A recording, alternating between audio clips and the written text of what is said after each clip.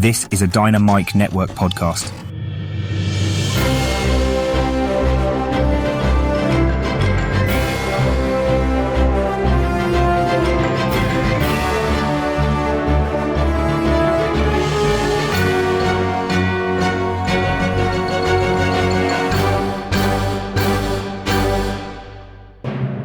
Hi, and welcome to the Dynamic Duel Podcast, a weekly show where we review superhero films and debate the superiority between Marvel and DC by comparing their characters in stat-based battle simulations. I'm Marvelous Joe. And I'm his twin brother, Johnny DC. And in this episode, we are going to review the very first DC Universe film, Superman. Hell yeah, we are! Heck yeah, we are! Calm down. Right off the bat, Jonathan, you're going to fucking annoy me this whole episode. I already know. I just want to let you know that you need to just be normal. I mean, if we were reviewing Iron Man for the first time, would you be calm? I would not, but how dare you compare this movie to Iron Man? Well, I'll compare it to Endgame. What did I just say about annoying me? What did I just say? We're going to review the movie and talk all about spoilers, so hopefully you've seen the movie.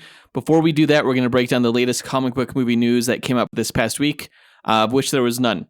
So really, we're just going to do the upfront stuff and then get right into the review. As always, we list our segment times in our episode description, so feel free to check out the show notes if you want to skip ahead to a particular topic. Guys, our artificially intelligent duel simulator, AJ9K, has a quick message for our listeners, so listen up. Why, hello there. Do you want even more from this podcast? Then become a part of the Dynamic Duel community on Patreon, where you can choose from 3 tiers. The Dynamic 2.0 tier gives you access to our Discord chat server, the Fantastic 4 tier gives you 2 bonus episodes each month, and the X-Force tier makes you an executive producer of this show. Lastly, the Dynamite Podcast Network tier lets you create your own podcast using this Monte Carlo simulator. Johnny and Joe will help you develop your show, provide graphic support and consultation, and get you simulation results. Pitch the twins your ideas via email at dynamicduelpodcast@gmail.com. Check it out at patreon.com/dynamicduel. Pip pip cheerio. Thanks, AJ9K, and thanks to everyone who supports the podcast. Be sure to tune into the other shows in the Dynamite Podcast Network this week, including the Console Combat Podcast, where hosts John and Dean simulate battles between popular video game characters. In yesterday's episode, they determined who would win between Banjo-Kazooie and Yooka-Laylee. Over on the Max Destruction podcast, hosts Scotty and Gilly pit your favorite action heroes from film and television against each other. This week, they'll be finding out who would win between Alice from Resident Evil and Celine from Underworld. And on the Senjo World podcast, host Zachary Hepburn speculates on fights between fan-favorite anime and manga characters. In his next episode, Zach's going to reveal who would win between Sasuke Uchiha from Naruto and Uryu Ishida from Bleach. Visit dynamicpodcasts.com or click the link in our show notes to listen to all of the shows in the Dynamite Podcast Network. But with that out of the way, quick to the No Prize! A No Prize is an award that Marvel used to give out to fans. Our version, the Dynamic Duel No Prize, is a digital award that we post on Instagram for the person that we feel gave the best answer to our question of the week. Last week, we asked, for those of you who have seen Superman in its opening weekend, what did you think? And we got a few answers, so let's go ahead and run down our honorable mentions as well as the No Prize winner. Our first honorable mention goes to Brandon Estergaard, who said, Hey guys, just wanted to say congratulations to Team Marvel. You guys really nailed it as the Reddit posting monkeys in the movie. Real Oscar-worthy stuff. Great job, guys. Oh man, you would not believe the casting process I had to undergo for the role of the Reddit posting monkeys. Man, I went full method with it and was just hoping that that's what they would want from a performance. And luckily, everything came through and I got the role. I was the one that was posting super shit in the movie. Let me guess, you flung your poo at the casting director. That's how I got the role, actually. Yeah. For those who are missing context on what we're talking about, in the Superman movie, this isn't too much of a spoiler, Lex Luthor trained a bunch of monkeys to talk shit about Superman on the internet, which is basically my full-time job on our Discord server. There were a lot of funny scenes in the Superman movie, and that has to be in the top 5. I was cracking up at the monkey scene. Thanks for the answer, Brandon. Our next honorable mention goes to Alex Albro, who said, Hey guys, I thought it was great. Rated it 9.5. My wife rated it an 8. Just a really good Superman show. I'm excited to see where they go with the Hall of Justice and the Justice Gang or Justice League or whatever they end up being. We really liked them. Mr. Terrific was great. I think Nicholas Holt really stole the show as Lex Luthor for me. And I'm just excited to see where it goes. It was a nice surprise to see Millie Alcock as Supergirl at the end, and Crypto was great, and overall just a good way to end the weekend. Thanks, guys. Okay, that is actually a spoiler, but if you're on social media, it's already been spoiled for you. There's been news articles about Supergirl showing up, and yeah, her cameo did not disappoint. I totally agree with Alex, Lex Luthor, Mr. Terrific, the Injustice Gang. All of it was great, as I will expand upon in our review. See, Alex gave it a 9.5 out of 10, which on a 5-star scale equates to 4 3/4 stars. Let's see what Matt from Texas rated it. Hey guys, Matt from Texas here. Superman, 4 out of 5. It was a great film. It had a little bit of issues, camera angles, some pacing, stuff like that, mostly minor. But all the actors did really well. David Cornsweet as Superman was fantastic. This is what Superman is. Colorful, helps everybody, does the right thing. He is a Boy Scout, and that's exactly what he portrayed in this film. Yeah, Superman needs to be redefined for a new generation every once in a while. I'm not quite sure that Henry Cavill defined the character of Superman back in the 20-teens in the same way that Cornsweet has now defined the character for modern times. Yeah, he did a fantastic job.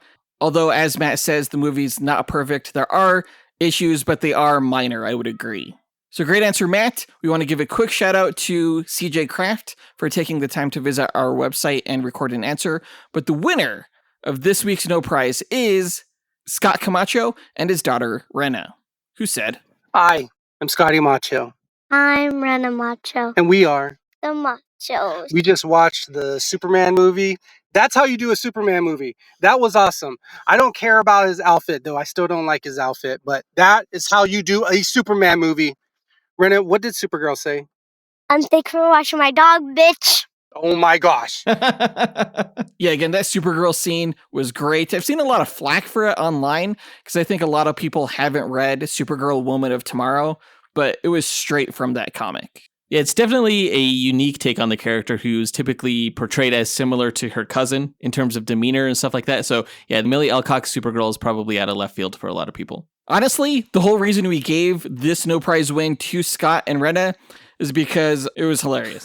Jonathan, how old were your daughters when you heard them say their first curse word? I think my younger daughter, Faith, once said piss, not realizing it was a bad word. I can't remember how old she was, though. Is piss a bad word? I think so. I told her not to say it again. I'm horrified that my 2-year-old any day now is going to start saying fuck out of the blue because I say it way too much in front of her. Yeah, you have this podcast running in the background, and all of a sudden, fuck DC. I'd be so proud. For a great answer, Scotty and Rena, you guys win this week's No Prize. If you, the listener, want a shot at winning your own No Prize, stay tuned to later on this episode when we'll be asking another question of the week. And now that that's done, on to the question of the week. With the high praises that most audience members seem to be giving Superman, the odds of it getting a sequel are really high. So with that in mind, what do you want the sequel to the Superman movie to be about? Yeah, what do you want the story to be about? What characters do you want to see in it? Who do you want the villain to be? Let us know. Record your answer at dynamicduel.com by clicking on the red microphone button in the bottom right-hand corner of the screen, which will prompt you to leave us a voicemail. Your message could be up to 30 seconds long, and don't forget to leave your name in case we include you on the podcast. We'll pick our favorite answer and award that person a Dynamic Duel No Prize that we'll post to Instagram. Be sure to answer before July 18th.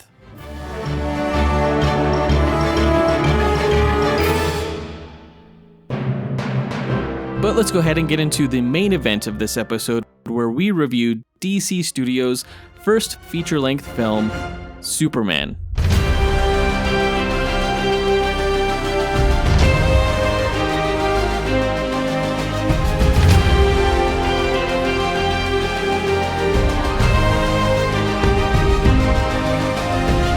Okay, Superman, written and directed by DC Studios head James Gunn, is the first theatrical film to be released under the DC Studios banner, as well as the first film to be set in DC's new cinematic universe known as the DCU.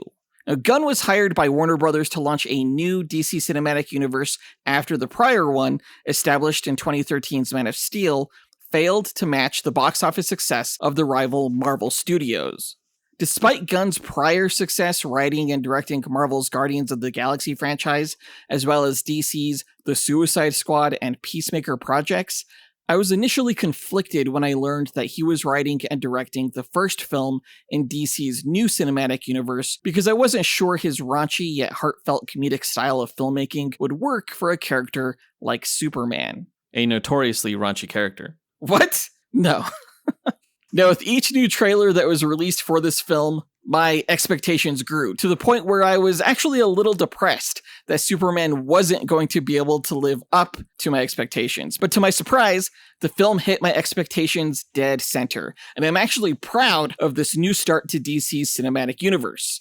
I'm still thinking about the film days after seeing it, and for anyone interested in seeing the movie that hasn't already, be aware that this is a spoiler review, so you should stop listening now so you could go into the movie fresh.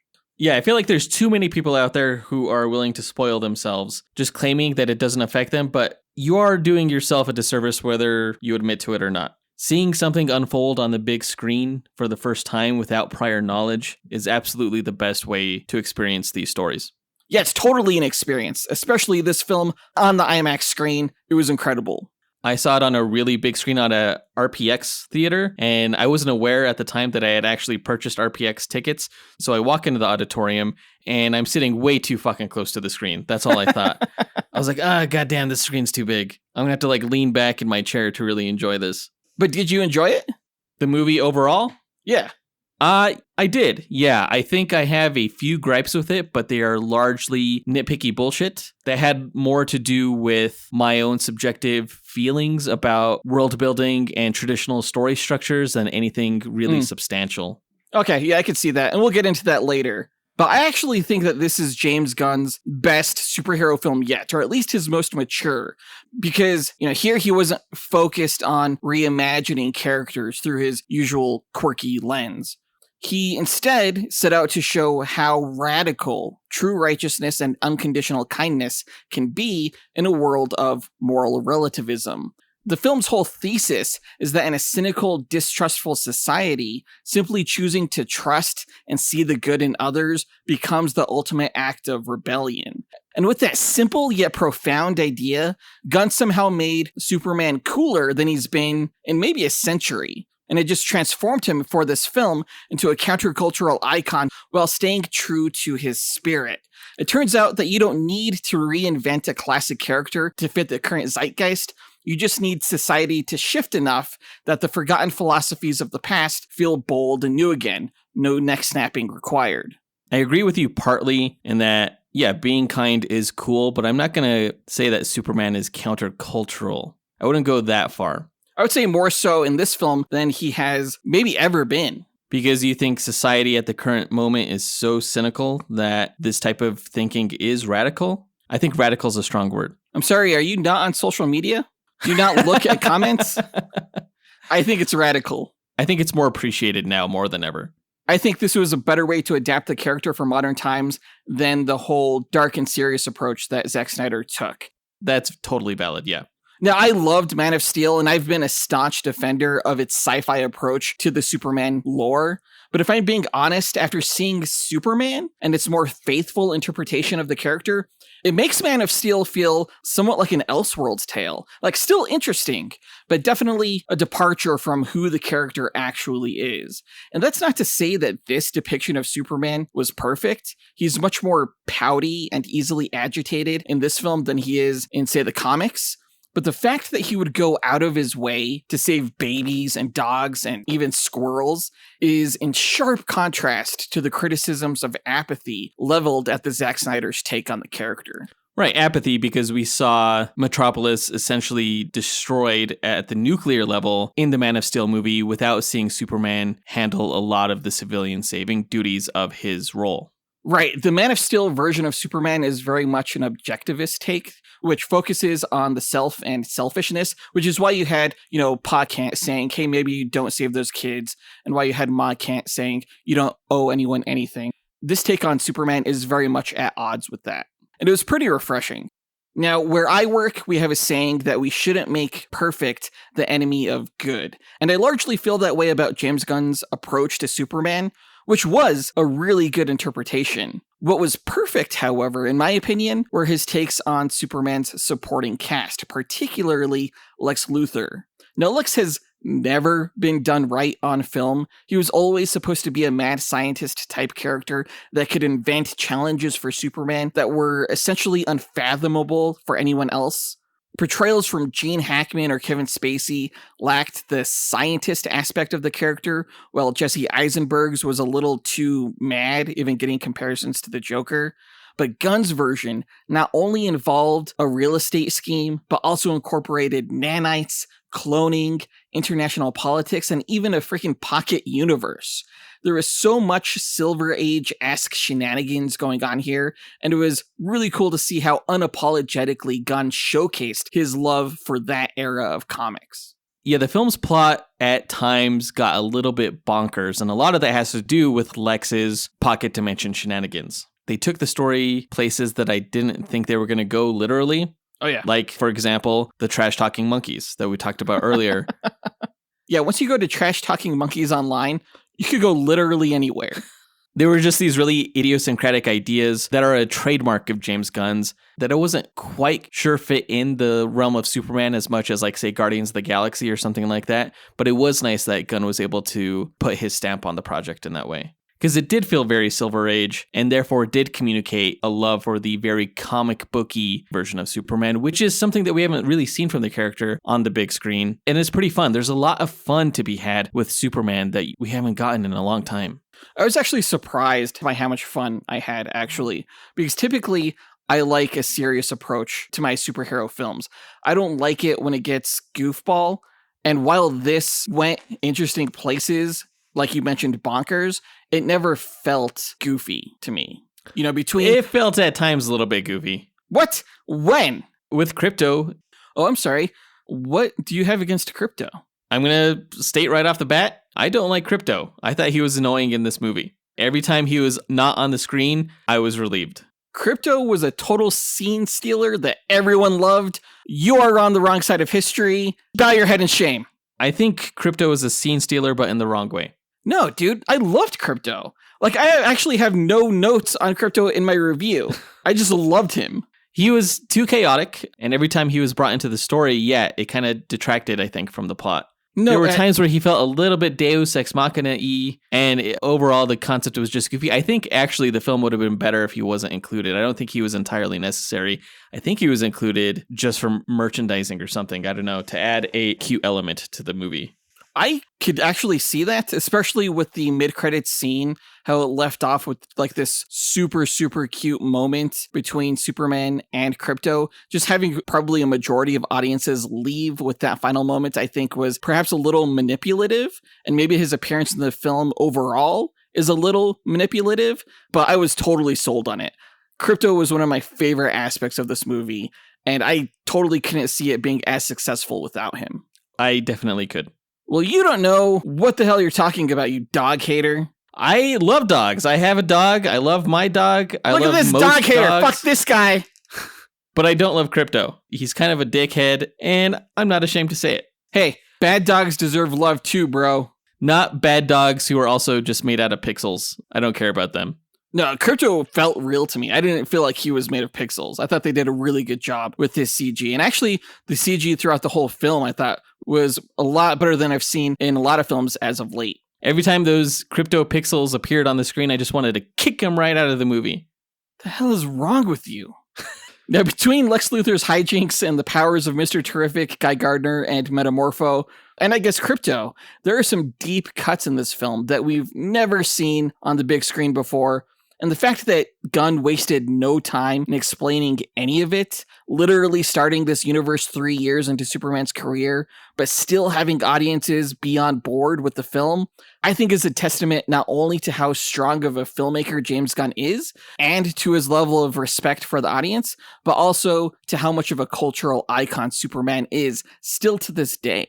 Absolutely, yeah. I mean, Superman needs no introduction. Everybody already knows him, which is probably why James Gunn was able to put audiences in the deep end in this new DC universe that he created. It's one of the more unsatisfying aspects of the film, though, in my mind.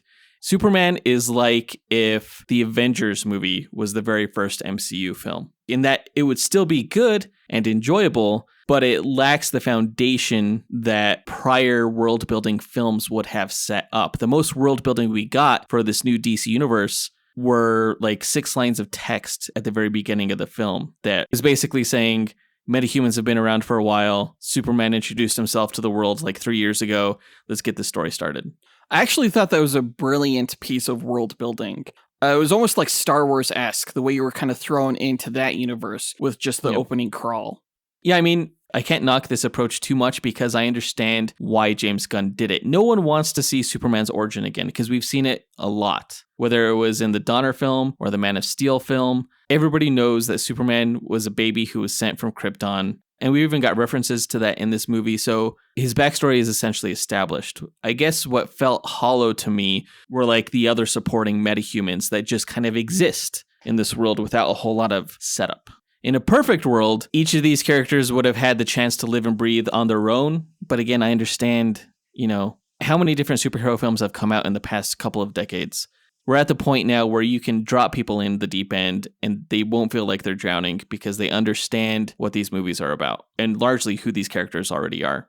I agree, and I could see where you're coming from, although I would argue, wouldn't that mean that characters like Obi-Wan Kenobi and Han Solo and Darth Vader would have also needed some project that you would have seen them in prior to Star Wars? Yes and no. And I'm trying to articulate what felt slightly unsatisfying about the film. I think the reason characters like Obi-Wan Kenobi and Han Solo worked in a movie like A New Hope, where you're dropped into this world and introduced to these characters largely without context, is because a movie like A New Hope followed a very traditional storytelling structure wherein being introduced to the characters at the point they enter the script felt organic. And you didn't feel like you were missing context because you were still being introduced to the world. Here in the Superman movie, the storytelling structure is not traditional. There is no 3-act structure here. It feels very episodic. It feels very much like a comic book series. That's to its credit and to its detriment, I think. When I say to its credit, I mean because the plot of the film is very much unlike what audiences are used to seeing from these stories on the screen, and therefore it feels new and unique. When I say the structure is to its detriment is because it makes the story feel a little off in general. I could see that. With the amount of stuff thrown at Superman in this movie, the film felt longer to me than it actually was, though not at all in a bad way. Like, I was surprised that this movie was only about 2 hours long when so much happened in the film. The film's pacing definitely moves forward at a steady clip, particularly in its second half, where it seemingly feels like there's climax after climax after climax. It's like, what? Superman's about to fall into a black hole? What? Baravia and Jarhanpur are going to war? What? Metropolis is being torn in half? What? There's kryptonite? What? He's drowning in nanites? What? There's a clone? In much the same way that Batman was very reactionary to the Joker in The Dark Knight or the Riddler in The Batman, the ultimate stakes set up by the film's antagonist aren't revealed to the hero until after their plans have already been set in motion. So there's no telling just how far the villain is willing to take things for the hero or the audience. Typically, in a 3-act structure, audiences are made aware of the ultimate stakes of the film between the end of the first act and the middle of the film. That's when we see Alderaan blow up. That's when we learn what the Matrix is. That's when Frodo is straight up stabbed and nearly killed. But the primary conflict of this film seems to be, will Superman embrace his Kryptonian destiny or remain true to his humanity, rather than will Metropolis be destroyed? And I actually thought that was a fascinating approach. But speaking of characterizations, let's move into our character breakdown. Starting with Superman/Clark Kent, who is played by David Cornsweet. Now, his performance is extremely sincere and extremely likable. I mentioned in our review of The Batman that Robert Pattinson brought more interest to the character of Bruce Wayne than any actor before him, and I'd say the same for Cornsweet. Again, I'd say the characterization isn't necessarily perfect. My ideal Superman, personally, is actually pretty stoic. But I do see the appeal in Corn Sweat's performance, who definitely puts the man in Superman more than anyone before him on the big screen. He's definitely a more humanized character than like Henry Cavill, right? You talk a lot about the appeal of DC comic books over Marvel in that DC comics are a lot more iconic and more legend-like than Marvel comic books, whose characters are a lot more relatable. Given that, I feel like this version of Superman in this movie is more Marvel-like than any previous adaptation of the character. How do you feel about that? It is what it is. I wouldn't disagree with you. It's, again, not necessarily my favorite version of how the character is portrayed because, I don't necessarily need my mythical characters like Hercules, for example, to have so much of a personality. But it doesn't hurt. As long as they stay true to the essence of the character, which I 100% believe they did in this film, I'll let it slide. You closet Marvel fan. What? No. I knew it. No way. Now, Superman begins the film as this embodiment of unwavering optimism, a figure so committed to seeing the good in others and protecting life that it strains his relationship with the American public and even his relationship with Lois Lane. When Lois essentially accuses him of being naive, pointing out that while she questions everyone and everything, he's eager to trust and see beauty in everyone he meets, his reply, that maybe trust and kindness are the real punk rock, reveals the moral steadfastness at the heart of his character. Clark's unwavering faith in humanity isn't just his greatest strength, it's what makes him potentially more human than anyone else. I think the scene that this clicked the most for me was when he was in Lois's apartment and the Justice Gang were fighting. I think that was Mixie Spitalik in the background. Yeah, weird, huh? Superman called him a dimensional imp. But that was a great scene as far as characterization goes. And when he says that he's going to turn himself in, knowingly going into a trap for the sake of this dog who he doesn't even particularly like, just because it's the right thing to do, says a lot about his character. And Lois realized that, and that's when she planted a big ol' smooch on him just for being a good guy. Yeah, that was a fantastic scene. I loved that scene. Although I thought it was in Clark's apartment, not Lois's. Was it? I don't know. Now, Superman's moral foundation was shaken to its core when he learned what the full message from his Kryptonian parents was. Essentially, that they intended him to dominate and repopulate Earth rather than uplift it.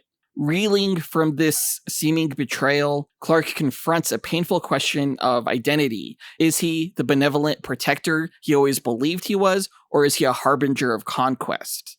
In a tender moment with Jonathan Kent, his adoptive father, he's reminded that his actions, not his origins, define him, and it's Clark's choices, his failures, and the courage to keep stepping forward despite those failures that shape who he truly is. By the end of the film, as he faces Lex Luthor and is called an alien, Clark delivers the gist, essentially, of his arc, that his humanity, along with Lex's and everyone else's, is everyone's greatest strength when they're able to recognize that humanity in each other. Yeah, it's so fantastic. Such a fantastic message.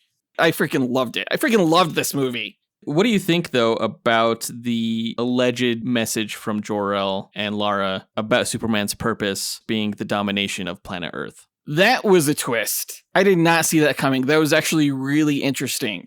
And I don't mind it, honestly. Like, it's definitely a deviation from what we know about the characters in the comics. And it's almost kind of sacrilegious in that way. Yeah, my headcanon is that Lex is lying. And no matter how many times they keep saying in the movie that it's the true translation, I don't really buy it because it so perfectly fit Lex's agenda. That could be the case. And I love that the movie kind of leaves it up to interpretation. For anyone upset by the implication, you have to remember that this is coming from Lex Luthor, who's not a trustworthy source. Especially when he could easily create new video footage with the engineer. Now, through his journey, Superman doesn't just save the world. He reclaims his place within it, embodying a radical kind of hope. His arc is a reminder that being human isn't about where you come from, but about choosing kindness and having courage. Again, fantastic arc, fantastic angle for the character, and I'm really glad that James Gunn was smart enough to kick off this cinematic universe with this approach for Superman. Now, what did you think about the suit? Well, as listeners know from this podcast, when the suit was first revealed, I didn't really like it. I've been largely ambivalent since. I don't like the texture of the suit. I don't love the design. That being said, it hardly registered with me in the course of the film. I don't hate it. It definitely grew on me as well, I would say. I wasn't thrilled about it at the beginning, but this has kind of become, I would say, my favorite Superman outfit. Even though I would have preferred something with a more traditional logo, just to put a more iconic stamp on the suit, I think it really worked for this movie. The best Superman suit is the one from Superman and Lois, the TV show. Maybe. Again, I don't need, like, the abs. Why do I need to see your abs, you know? To make me feel bad? Is that what you're trying to do? It's so he can communicate that he can kick your ass without having to say it out loud. I mean, I feel like the symbol on the chest should do that. But you see Superman's abs in the comic books. I don't necessarily think you need to. All right. Moving on to Lois Lane, she was played by Rachel Brosnahan. Now, I called it from the very beginning. She was going to be the most perfect Lois Lane to date on screen, and I was right. She freaking nailed it. I loved her characterization. I loved her performance. Mwah! Chef's kiss. Yeah, she was fantastic. She was definitely more like the comic book character of Lois Lane than any other iteration I think we've seen on the big screen thus far. Yeah, 100%. She was true to character as the ultimate skeptic that she is. She's this sharp, relentless, investigative journalist who questions everything and everyone, including the man she loves. After Superman's controversial intervention in Baravia, she openly questions not just the ethics of his actions, but the very foundation of their relationship. For Lois, trust is earned, never given blindly. Her instinct is to push back against power, even when that power belongs to Superman. And that makes her a really strong and independent character, which she's always been in the comics. Yet despite her doubts in this film, she alone refuses to believe Superman has any hidden agenda to repopulate Earth with Kryptonians, because she knows and trusts Clark in a way that no one else does. Throughout the film, Lois's arc is about confronting her own fear of vulnerability and learning to see the humanity beneath Superman's invincibility. By the end, she realizes that beneath the cape is the same man who had a Mighty Crabjoys poster in a Smallville bedroom, a man whose open heart and unwavering faith in others aren't weaknesses, but proof of his shared humanity. In choosing to stand by him and profess her love, she overcomes her fears, embracing the idea that love, despite all the differences and uncertainties, is worth it. Yeah, the character of Lois Lane is usually portrayed as a damsel in distress in her history in the comic books and film, which never quite sat well with me because she has such agency as a character and is really smart, or supposed to be, you know? And I really like how this film chose to use that agency and that intelligence to have her go and seek out resources and help save Superman. Right, exactly. They definitely did not go with the traditional version of Lois Lane that needs to be saved. She's the one that does the saving in this film, which is fantastic and maybe different from what we're used to seeing with the character, but I never once for a second thought that this version was not true to character because of that. What did you think of the romance between the characters of Lois and Superman here? They definitely went a different route in that Lois isn't in the dark on Superman's alter ego. So I like the fact that right off the bat, they know who each other are. And really, there shouldn't be a long period of time between Lois's discovery of Clark Kent being Superman because of how smart she is and how inquisitive she is. But that doesn't mean that they're automatically like head over heels in love with each other. I actually thought it was really interesting that Lois Lane would not be sure whether or not she would be good in a relationship with a guy like Superman. I feel like that's a fresh angle on the character. Because it's like Superman. Like, who wouldn't want to be in a relationship with Superman? I mean, not me, but like other people. A friend of mine. Right? I think that she definitely had questions about whether or not she was even fully attracted to Superman. Because, yeah, he's big and buff and a handsome dude, but he's also maybe too much of a nice guy. And yeah, she probably believed Superman to be naive, but she also found the good guy qualities about him to be endearing because he had the strength of character and the strength in general to boot. And she understood that kindness is not weakness. Yeah, especially when you're as strong as Superman. Moving on to Lex Luthor, he was played by Nicholas Hoult. Like Brosnahan, I thought Holt's performance as Lex is the best to date. His pettiness and overall emotionality makes more sense to me than it does for someone like Superman, because Lex, as the film explicitly says, is essentially the embodiment of envy. And I half suspect that Holt's performance was so good because he actually auditioned for the role of Superman in this film, but lost the role to Corrin Sweat. Oh, for sure. He can easily identify with Lex's envy in that way. That's a great point. And I really like how this movie brought about the theme of envy for Lex, and the idea that he admitted to it and leaned into that was kind of profound for the character, I felt. Yeah, absolutely. Like, he's intelligent enough to recognize his own faults in a way, but also justify them. It's interesting. Now, in this film, Lex orchestrates this complex array of schemes that includes cloning Superman into Ultraman, manipulating global politics by arming Baravia, inciting war for profit, creating a pocket universe prison, engineering villains, and even fostering public distrust against Superman. His schemes are part selfishness, part pettiness, and they reflect his dual nature of his unparalleled genius, yet deep-rooted insecurity. Lex's motivation in the film explicitly is pure, undiluted envy. He admits that envy consumes him, and that he cannot stomach humanity's idolization of Superman because it highlights humanity's collective weakness and his own perceived undeserved inadequacy. His rage isn't just about hating Superman, it's about proving that humanity doesn't need gods or saviors, that human intellect and willpower such as his alone should define the future. Through his obsession, Lex becomes something of a tragic figure, a genius so terrified of his own insignificance that he would rather destroy the world than see it uplifted by an alien and foreign ideal. He's a profound character, and I thought they nailed him in this movie. Absolutely. And admitting his whole weakness of envy thing, because of that self-introspection, he was able to dive deeper into the why of his being and the whole philosophy behind that, which I think is incredibly profound when a character can speak to their own truth like that. Oh, totally. I feel like I came away from this film understanding Lex in a way that I never really have before. A lot of the characters even, including Superman. Yeah, there's a lot of characters in this film. I just wanted to touch on those three specifically, but the roster is huge, including Jimmy Olsen, who is played by Skylar Gisondo, who I thought nailed the character, even though his depiction as a pussy magnet, that exactly was, I think, unique to the character, but I thought it worked really well for this story.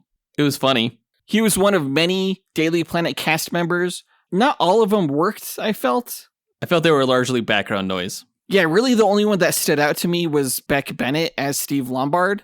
But even with him, I'm not sure why he was included in Mr. Terrific's hovercraft towards the end, or really any of the other Daily Planet staff other than Perry White, Jimmy Olsen, and Lois Lane.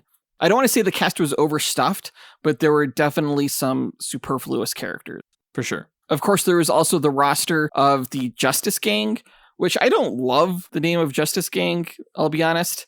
I think it eventually will be Justice League, just based on trailers from Peacemaker Season 2. But if it were up to me, I would actually prefer Maxwell Lord's team to sort of segue into a Justice Society. I don't understand why they wouldn't just call them the Justice League to begin with. Like, why circumvent the formation of the Justice League in this way? I don't know if it has to do with the fact that Superman, Batman, and Wonder Woman are not involved in it, or maybe the fact that they're being somewhat indecisive this early on in the universe as to whether they want it to be the Justice League or Justice Society. Who knows? I did not care for it, though. I'm on Team Hawkgirl in that instance. Except Hawkgirl kind of sucked in this movie, played by Isabella Merced. Yeah, I did not like her characterization at all. Way too much screaming for no reason. She didn't do nearly enough damage to, like, the kaiju with her mace. She basically just tapped the fucking thing. And I was like, okay. You think hitting it in the eyeball with that mace would hurt it, but yeah, she didn't do anything. Hawkgirl doesn't scream in the comic books, so like she's not Black Canary, right? She does, and I've actually seen some instances where she does have a canary cry, but I feel like that's just bad writing. Because yeah, she traditionally does not have that. And it's not like it did anything anyway in this movie. Right. Her nth metal mace should have knocked out the kaiju's eye. I'm just going to say it, but it didn't. Yeah, I had real problems with Hawkgirl. Hopefully she redeems herself in Peacemaker. We'll see. I did love the other members of the Justice Gang, though, namely Guy Gardner, the Green Lantern, played by Nathan Fillion. He friggin' killed it. Guy Gardner is not my favorite Green Lantern, as I've mentioned in prior episodes, but I thought he was perfect for this movie because he was just a great foil, in a way, for Superman. Like, he represented the cynicism of the world. Yes, exactly. But I also liked the fact that each character, including Guy Gardner, was able to showcase their power in this really impressive way. Like, Hawkgirl was really the only one who didn't get the opportunity to do that. But the most impressive was actually Mr. Terrific, in my opinion, played by Eddie Gathegi. His moment where he's taking on the soldiers at Fort Kramer with his T-spheres was so cool. One of the best action scenes in the movie, I would say. I do like how they showcased his multitasking ability in the course of that fight, in that it felt like he was kind of everywhere at once, fighting everybody through his T-spheres. I like the T-spheres in general. I want the T-spheres. I guess it was maybe a little bit vague exactly what they did, at least to newcomers, but I think people would be impressed nonetheless. I mean, in the comics, they kind of do everything. Yeah. So it was appropriate. I also just really liked Eddie Gathegi's performance. I kind of hope that he leads his own spin-off, maybe Justice Society show later on. I don't know. That'd be cool. I need to see more Mr. Terrific, that's all I know. Metamorpho joined the Justice Gang at the very end of the film. He was played by Anthony Carrigan, who played him a little bit more meekly than I think he's depicted in the comics, but I did like the fact that they made him a family man, because that's really important to the character in DC Comics. Is his son like that in the comic books? Green? Yeah. Interesting. I really loved the special effects behind his powers. It was weird, especially when he was like a flying head with just with, like tentacles. Yeah, after he turned his body into acid and sprayed those guys. Yeah. Yeah, really interesting. But of course, there was also Lex Luthor's own superhuman crew, which included the engineer, who was played by Maria Gabriela de Faria, who was better in the movie than I thought she would be. Like, I didn't think she really belonged in this movie, based on the trailers, just what I know of the character. But I thought James Gunn made good use of her, being that she was a creation of Lex Luthor to tackle Superman. But is that true to the Authority comic books? Does she have any association with Lex Luthor? No, not initially. She was a Wildstorm character, a member of the Authority that was brought into DC Comics later on. I guess in that regard, she just still feels random to me. Well, that's what I was afraid of, but I didn't get that sense because she was a part of a team called Overwatch, created by Lex Luthor to bring down Superman specifically. So I kind of liked the idea that he was working on these experiments to create superpowered individuals capable of taking on Superman. And I thought her power set was really cool. I was horrified when she was like flooding Superman's mouth with nanites, trying to drown him. That was wild. I wonder why Lex didn't give himself superpowers. I don't necessarily think he wants them. I think he wants to prove that he's better than metahumans. He's always kind of been anti-metahuman. Just being in control of them as opposed to joining them. Right, yeah, he uses them. Like the clone of Superman in this film, Ultraman, which I don't love that they named him Ultraman. I don't understand why they didn't just go the Bizarro route with this character. Yeah, like they were trying to keep it this like secret or something like that, as if fans didn't already know or highly suspect that this was going to be a Superman clone underneath the mask. Well, I wasn't 100% going in. Like, it was a genuine mystery who the character of Ultraman was to me. I was kind of actually disappointed when they revealed that it was a normal looking, for the most part, Superman clone. Would you have preferred a disfigured looking one? Yeah, I would have much preferred, like, if Lex Luthor was still working on perfecting his clone technology. And maybe that would lead to Superboy in a later film. I don't know. I didn't love what they did here. For all I know, that version of Superman being sucked into the black hole maybe ends up in some Bizarro universe and comes back later on disfigured. But we'll see, I guess. I think it would have been more expedient if you replaced Metamorpho in the movie with Metallo. And Metallo could also serve in the engineer's role as well. Oh, just made of like nanites? Yeah. Yeah, Metallo and Bizarro? That would have been awesome. And I think more reflective of Superman's traditional rogues gallery. Not gonna lie, I would have loved to have seen that. I can't even deny that. But let's move on to the story highlights.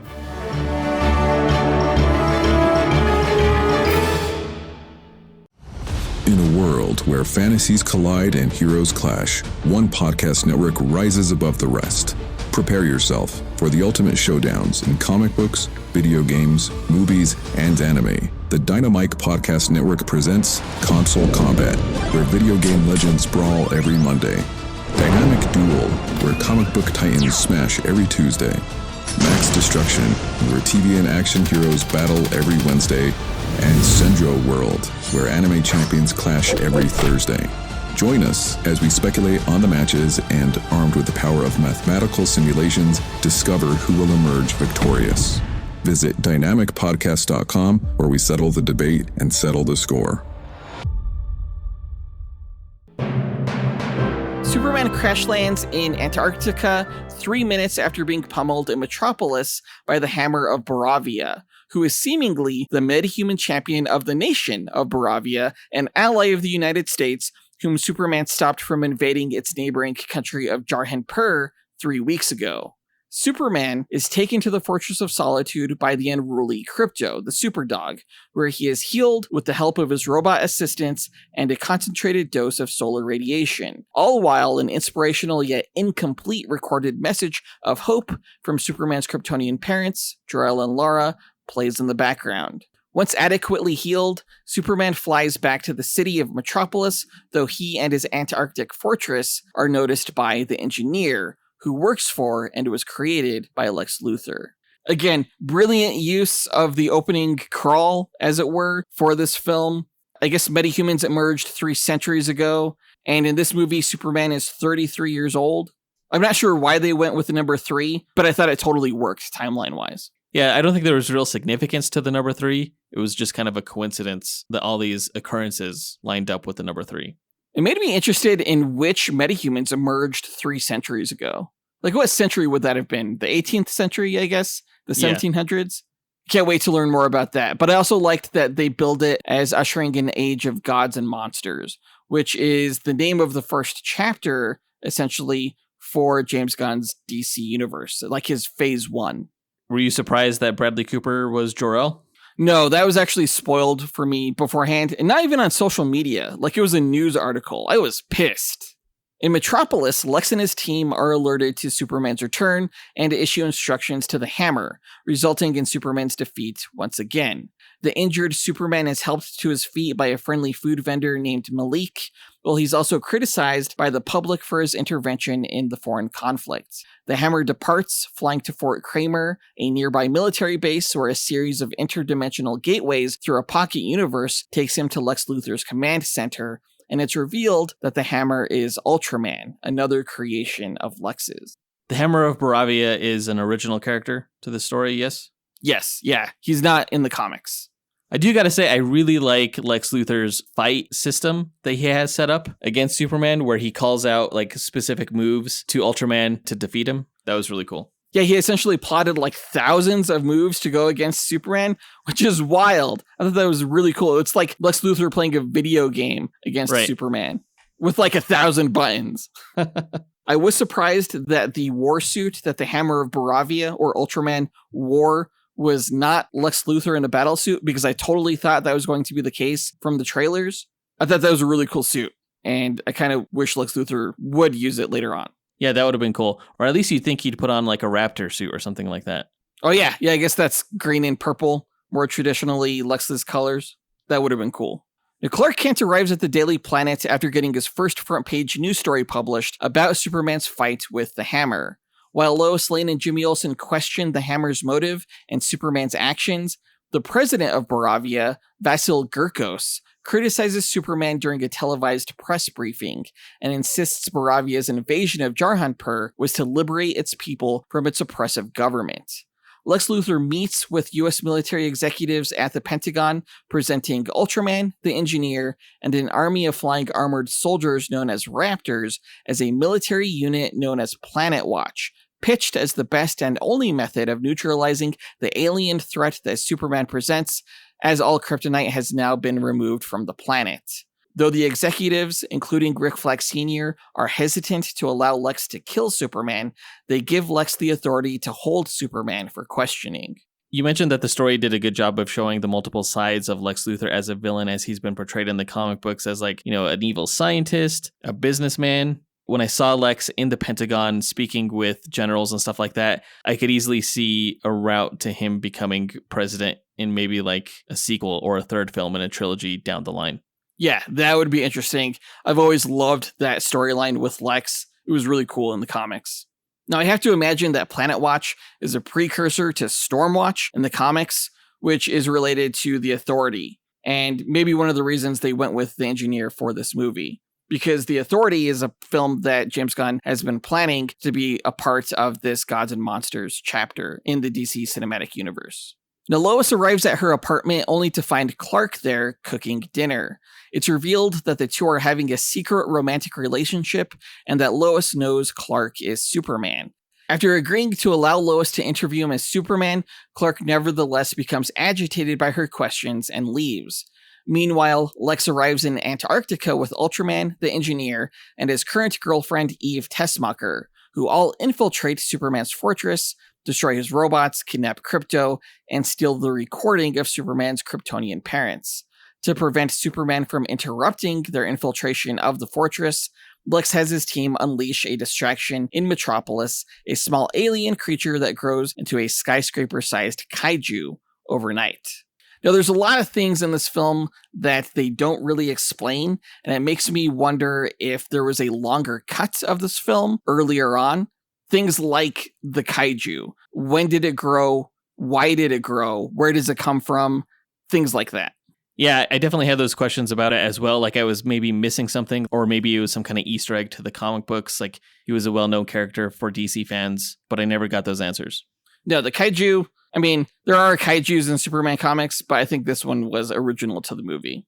As Superman protects Metropolis from the kaiju, the Justice Gang arrives, with its members Guy Gardner, a Green Lantern, Mr. Terrific, and Hawkgirl ultimately killing the kaiju to Superman's dismay. While the public celebrates the hero's victory, Lex Luthor reveals on a news show a repaired and full recording of Superman's parents, their inspirational message of hope, followed by their wish that their son Kal-El rule over Earth's citizens and spread his seed to rebuild the Kryptonian lineage. Devastated by the revelation, and with the public sentiment turned against him even further, Superman realizes Luthor must have stolen the message from his fortress. Upon flying there, Superman finds his robots destroyed and Krypto missing, while President Gurkos meets with Lex Luthor in his pocket universe, the two revealed to be in cahoots. The kaiju scene was a great action scene for not only Superman and showcasing how heroic he is with the saving of like dogs and squirrels and stuff, but also just a great introduction, I think, to the Justice Gang. I was looking forward to this scene from the trailers, and I thought they pulled it off really well. Yeah, it was interesting how Superman was largely serving in a support role, like preventing collateral damage, while the rest of the heroes took on the kaiju directly. Yeah, set Superman apart from other heroes. They just wanted to kill this thing. He didn't. He wanted to take it to like an intergalactic zoo or something. I thought that was cool. Despite confronting Lex Luthor about Krypto's whereabouts and getting no information, Superman returns to his Metropolis apartment after spending the day looking for the dog. There, he and Lois discuss their strained relationship before Superman reveals that he's going to turn himself into the government for questioning, figuring that may help lead him to Krypto.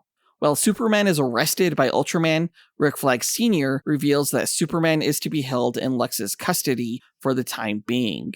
Superman is escorted through the interdimensional portal at Fort Kramer to Lex's pocket universe, where he is placed in a prison cell with Metamorpho, whom Lex has neutralized and tortures Superman by creating kryptonite. Superman spots Krypto being experimented upon and realizes Lex has no intention of ever releasing either of them. Meanwhile, Lois and Jimmy try to find the connection between Lex and Moravia, resulting in Jimmy reaching out to Eve, who turns out to be Jimmy's obsessive ex-girlfriend, and the two agree to meet. I like the kryptonite effect in this movie where it really made Superman feel more alien and really feel much more affected by the kryptonite element than in other screen adaptations where it just looks like he's sick to his stomach or something like that. Yeah, it definitely looks like the kryptonite was poisoning his blood here, and it actually did. Kryptonite is so inconsistent, I'm glad that it had lasting ramifications in this movie. After Jimmy meets with Eve to ask her to find information, Lois visits with the Justice Gang to ask for their help, and though their leader, Guy Gardner, refuses, Mr. Terrific tracks Superman to Fort Kramer. After Lex kills Malik in a game of Russian roulette in front of Superman to force information out of him, Lois and Mr. Terrific arrive at Fort Kramer, where Terrific defeats the soldiers there to uncover the portal to Lex's pocket universe. While Mr. Terrific searches for Superman using his T-spheres, Metamorpho agrees to help Superman escape their prison cell in exchange for the rescue of his also imprisoned infant son, Joseph. Though Superman manages to rescue Joseph and Krypto, he struggles against the Raptors and is knocked into an anti-proton river before nearly getting sucked into a black hole at the center of the Pocket Universe. Eventually, Superman manages to escape the Pocket Universe with help from Metamorpho, along with Mr. Terrific and Lois, though Superman continues to suffer from kryptonite poisoning, and Lois takes him to the Kent farm in Kansas, while Mr. Terrific stays behind to try to close the portal. I feel like using super breath to escape a black hole makes no sense in any sort of reality. Okay, well, how would you have done it? You could. I don't know, squeeze my flying muscles a little bit harder or something like that? I have no idea. But super breath had me scratching my head during the movie. Well, I think it was super breath combined with Metamorpho's tugging that really got him out of there. I did think the anti-proton river was really cool. Did not expect to see anything like that in the Superman movie. Yeah, it was a cool special effect. For sure. Why do you think Jimmy Olsen didn't like Eve? Because the implication was that he was kind of shallow and thought she had weird looking toes, and that's why he didn't like her? I mean, besides the obvious personality reasons. If she was so clingy, I wonder why they even inserted the toe thing. Yeah, it does kind of make Jimmy look kind of bad. It had to be a personality thing. I don't know. Furious at Superman's escape, Lex abuses Eve, who texts information to Jimmy out of spite, though she's caught immediately upon doing so and imprisoned in the Pocket Universe. Though Jimmy is disappointed to see the information Eve sent was a series of selfies, Lois recognizes that the background of each selfie contains critical evidence that reveals Lex's plans. Despite warnings from his team, Lex overloads the portal generator at Fort Kramer, causing a destructive rift to grow between realities that begins tearing Metropolis apart in Lex's desperate bid to attract Superman. While Clark has a heartfelt talk with his adoptive father Jonathan Kent about Jor-El and Lara's full message, Metropolis' citizens evacuate the city, and Baravia's army gathers at the border, ready to invade Jarhanpur, whose citizens call out to Superman for help as their people do not have an advanced military to defend them. There's a few scenes in this movie that, not gonna lie, got me choked up. One of them being the discussion between Jonathan Kent and Superman. Oh, for sure. Yeah, really heartfelt stuff. But also the Jarhanpur scene with the kids lifting up the flag. That was real touching. For sure, and not just for us as audience members, but also like the characters from the Justice Gang, who decided ultimately to go help, despite their criticism of Superman doing the same thing earlier in the film. As a parent, hearing the wisdom of Jonathan saying that parents aren't for telling their children who they're supposed to be, we're just here to give them the tools essentially to make fools of themselves, I really liked that message. Oh yeah, so good. Letting your kids make their own choices to become who they are going to be on their own is a challenge, I think, as a parent, because you want the best for them and you kind of end up wanting to control their lives in some way. But the wisdom of not doing that just struck a chord with me. Yeah, telling someone who they are in general is just going to build resentment on their part. Totally. Yeah. Now, despite seeing the Jarhanpurian people call out for him on television, Superman is notified by Mr. Terrific about what's going on in Metropolis. As Metropolis is being destroyed, Lois and Jimmy reveal to Daily Planet editor-in-chief Perry White that Lex had given military arms to Baravia at a discount in exchange for half of Jarhanpur's conquered land, which would serve as the site for a tech haven, as well as provide him with billions of dollars in oil reserves.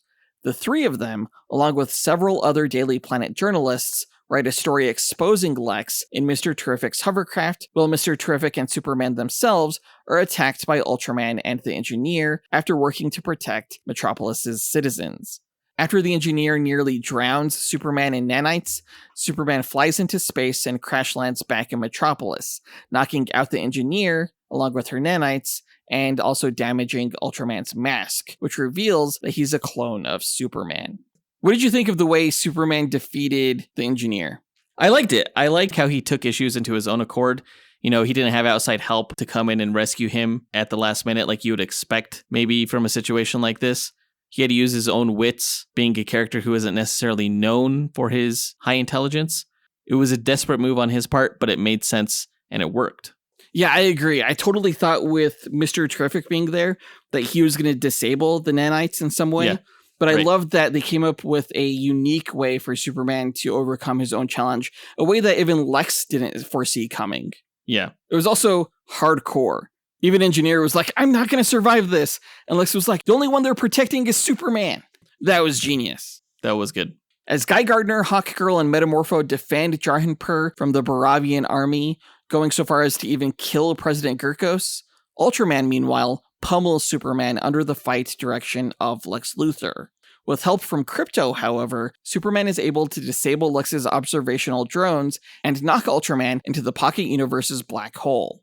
After defeating the Raptors as well, Superman, Krypto, and Mr. Terrific crash into Lex's flying command center, and after a brief debate between Superman and Lex, Krypto attacks Lex, injuring him, while Mr. Terrific hacks Lex's systems to reverse the rift, destroying the city.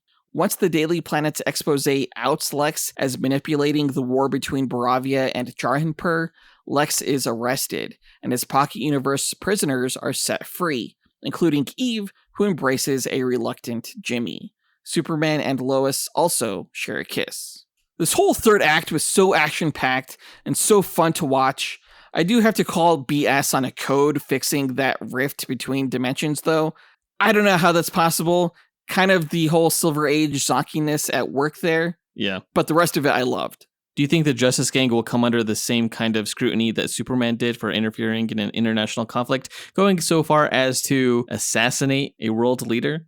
I was actually wondering that. I think with the revelation that Lex was manipulating them and that President Gurkos was corrupt, probably gives them a bit of leniency. Maybe. I really didn't appreciate how the whole Krypto attacking Lex comedic beat in the film was a direct ripoff of the Puny God scene where the Hulk beats the shit out of Loki in the Avengers film. It was like the same exact joke. That's a reach. I don't think so. Like, you have this character who's beyond the reasoning of the antagonist, just being more of a force of nature and beating the shit out of the villain because they can. For me, it was almost the same exact moment. Okay, so that's only allowed to happen once in storytelling for all of history? At least for superhero films, yes. No, I'm sorry. It was way cooler when Krypto did it. Now back at the Fortress of Solitude, as Superman undergoes healing treatment from his now repaired robot servants, a drunk Supergirl arrives and is reunited with her dog, Krypto. After she leaves, Superman watches videos of himself growing up with his adoptive parents, the Kents, in Kansas. In a mid-credits scene, he and Krypto overlook the planet from the moon, and in an end-credits scene, Superman chastises himself for being a jerk after pointing out to an irate Mr. Terrific that the city was not seamlessly rejoined after closing the rift. I gotta say, both the mid-credit scene and end-credit scene were entirely worthless. Like, I did not need to see them. I regret wasting my time. Well, it's been said that DC Studios is not going to make the mistake of recent Marvel Studios films in setting up promises that they can't deliver. It wasn't really necessary. It was cute. It was comedic. I'm glad I stayed for them. I think to that end, they should just not have mid or end credit scenes. Like, why even include them if it's just going to be pointless? You know what? Just let DC do what it's going to do. You don't need to worry about it. I did really like the ending, how Superman started watching the videos of Ma and Pa Kent as opposed to his Kryptonian parents. That whole switch up was, I thought, a great culmination to his arc because it spoke to how he started defining himself. I actually kind of loved how they played up more on Ma and Pa Kent in this movie than Krypton. Even with Pa and Ma Kent being portrayed as the simpletons that they were, to Clark, they were still more important because they were the ones who raised him than his Kryptonian parents. You know, in Man of Steel, we got a really brilliant take on Krypton, and I wasn't really sure that this film could improve on something like that, and I'm kind of glad it didn't even really try to. Like, Krypton is interesting, but beyond it being the planet he came from, his real origin story is his upbringing in Smallville by Jonathan and Martha Kent, and I'm glad that this film acknowledged that. Yeah, Krypton is irrelevant to his actual character. This film really puts the causation of Superman's morals and ethics on the Kents, which kudos to the film. Yeah. There's a lot that this film gets right. It surprised me in a lot of ways. I thought it was profound in more ways than I would have thought it would have been. It was a soaring reminder that true heroism lies not in might, but in the radical choice to see goodness in others. I thought it was a bold, heartfelt, and fun start to the new DC universe. I loved this movie. It's not perfect, but it's really close. So I'm giving it 4.5 out of 5 stars. A fresh rating on Rotten Tomatoes. Yeah, I think viewing it on a surface level doesn't quite seem as profound as it actually is if you look deeper. You know, that whole message is the essence of Superman, at least how he should be. And beyond that, I think the film was just a lot of fun and a lot more true to the tone of the comic books and true to the characterization. You can't really ask for much more than that from a superhero film. So yeah, I think 4.5 stars is a solid rating. I cannot wait for the Supergirl movie after this. I cannot wait to see Batman. I really hope they incorporate Robert Pattinson's The Batman into this universe because I think it would work perfectly. I'm so stoked to be a DC fan right now and see what they have coming up. What a time to be alive. And I gotta say, Marvel's Fantastic Four has a lot to live up to after this movie. Oh, it's up for the challenge. And then some. You'll see. It is going to get trounced by Superman. No way Fantastic Four has a chance. R.I.P. Marvel Studios. Calling it now. You know what? I lied. I give this movie 0 stars. Well, thank goodness it doesn't matter what you think. And also, I'll remember that in my review of Fantastic Four. Never mind. But that does it for this review. AJ9K helped close us out. Thanks for listening to Dynamic Duel. Visit the show's website at dynamicduel.com and follow us on Instagram at Dynamic Duel Podcast. You can support the show on Patreon at patreon.com/dynamicduel and joining a tier that works for you, or by rating and reviewing Dynamic Duel on Apple Podcasts, Spotify, Podchaser, or on our website. Don't forget to listen to the other shows in the Dynamite Podcast Network, including Max Destruction, Senjo World, and Console Combat.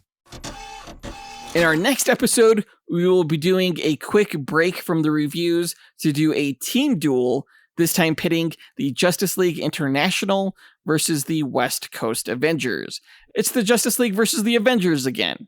Yeah, it's like a rematch or like a grudge match where this time the Avengers are going to be kicking all kinds of ass.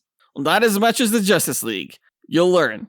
But that does it for this episode. We want to give a big thanks to our executive producers, John Starosky, Zachary Hepburn, Dustyn Balcom, Miggy Matanguihan, Nathaniel Wagner, Levi Yeaton, Wesolowski, AJ Dunkerley, Nick Abanto, Scott Camacho, Gil Camacho, Adam Speas, Dean Maleski, Devin Davis, Joseph Kersting, Josh Liner, Mike Williams, Oscar Galvez, and Paul Graves for helping make this podcast possible.